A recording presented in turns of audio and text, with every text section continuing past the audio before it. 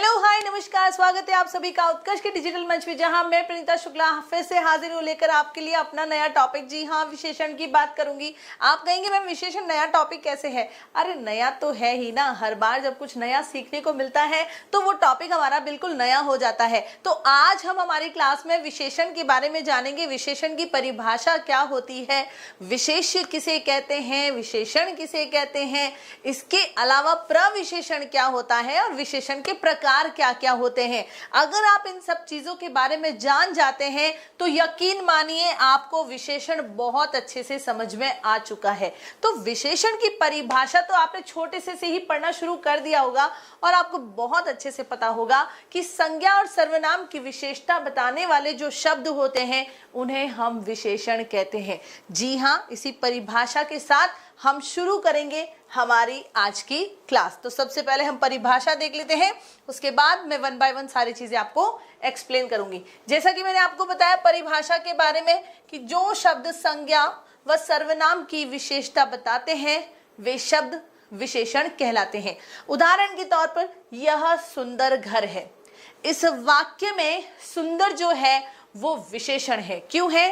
क्योंकि वो घर की विशेषता बता रहा है। तो यहाँ जो सुंदर शब्द है वो तो हो जाएगा आपके विशेषण। सुंदर शब्द जो है वो क्या हो गया आपका विशेषण। क्यों हो गया? क्योंकि घर जो है संज्ञा शब्द वो उसकी विशेषता बता रहा है। घर क्या हो गया? संज्ञा शब्द। ठीक है, तो यह सुंदर घर है, तो यहाँ सुंदर विशेषण हो गया और घर जो है संज्ञा शब्द हो गया। तो जो सब संज्ञा व सर्वनाम की विशेषता बताते हैं वे विशेषण कहलाते हैं। इसी कड़ी में मैं आपको एक चीज और बता रही हूं। जैसे मैंने आपको भी घर के बारे में लिखा संज्ञा शब्द, हम उसे संज्ञा शब्द ना कहकर उसे हम विशेष्य कह सकते हैं। कैसे? विशेषण जिस संज्ञा या जिस सर्वनाम की विशेषता बताते हैं वे शब्द विशेष्य कहलाते हैं। हम उसे संज्ञा या सर्वनाम ना कहकर उसे हम क्या कह सकते हैं? विशेष्य कहते हैं। जैसे मैंने आपको भी बताया था यह सुंदर घर है, उसमें मैंने आपको सुंदर विशेषण बताया था और घर को मैंने संज्ञा शब्द कहा था। उस घर को हम संज्ञा शब्द ना कहकर हम उसे विशेष्य कहते हैं। क्लियर हो गया? इसको भी मैं आपको उदाहरण के माध्यम से समझा देती हूं।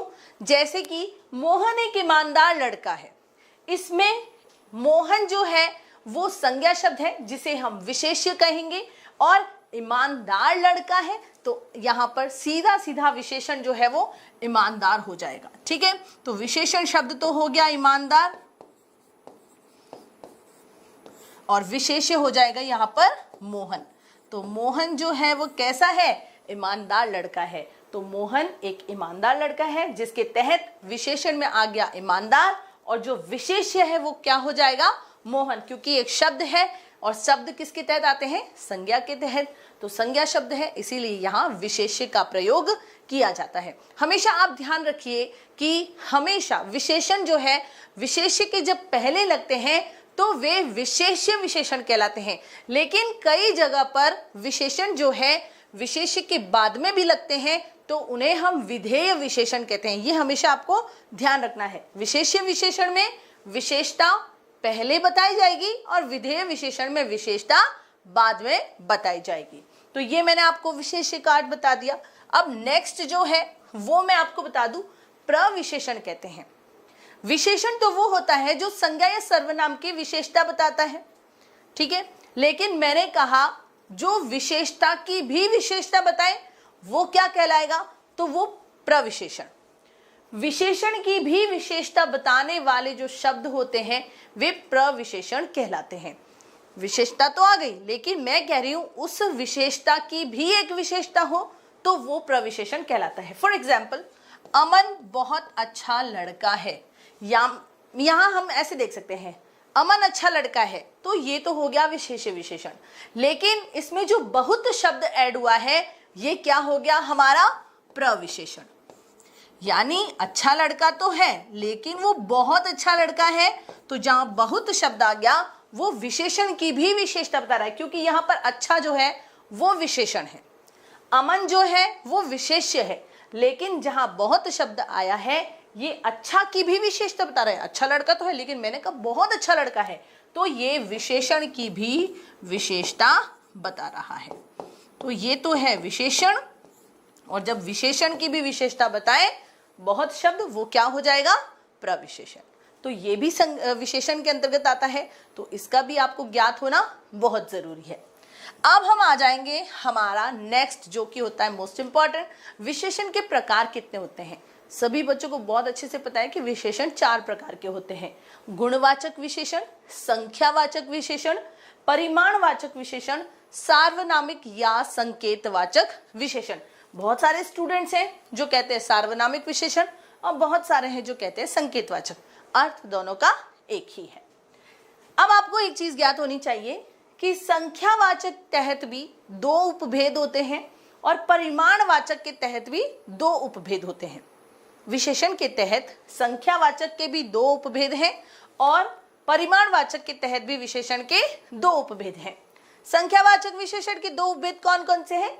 निश्चित संख्यावाचक, जिसमें संख्या निश्चित होती है, अनिश्चित संख्यावाचक, जिसमें संख्या निश्चित नहीं होती है। जैसा कि इनके नाम से ही हमें सीधा सीधा पता चल रहा है, ठीक उसी प्रकार परिमाणवाचक विशेषण के तहत भी 2 उपभेद पाए जाते हैं, जिसके अंतर्गत पहला है निश्चित परिमाणवाचक, जिसमें परिमाण अर्थात नाप तोल जो है वो निश्चित होता है, और दूसरा पॉइंट है अनिश्चित परिमाणवाचक, जिसके तहत नाप और तोल निश्चित नहीं होता।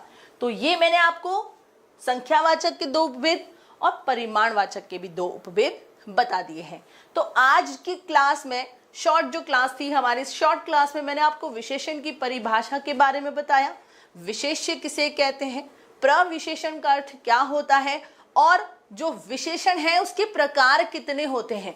उन 4 प्रकारों में जो 2 प्रकार हैं उनके 2-2 उपभेदों के बारे में भी बता दिया है। मैं उम्मीद करती हूँ कि आज की क्लास आपको बहुत पसंद आई होगी। फिर से मिलते हैं, तब तक आप सभी को बहुत बहुत धन्यवाद। Bye bye, see you again.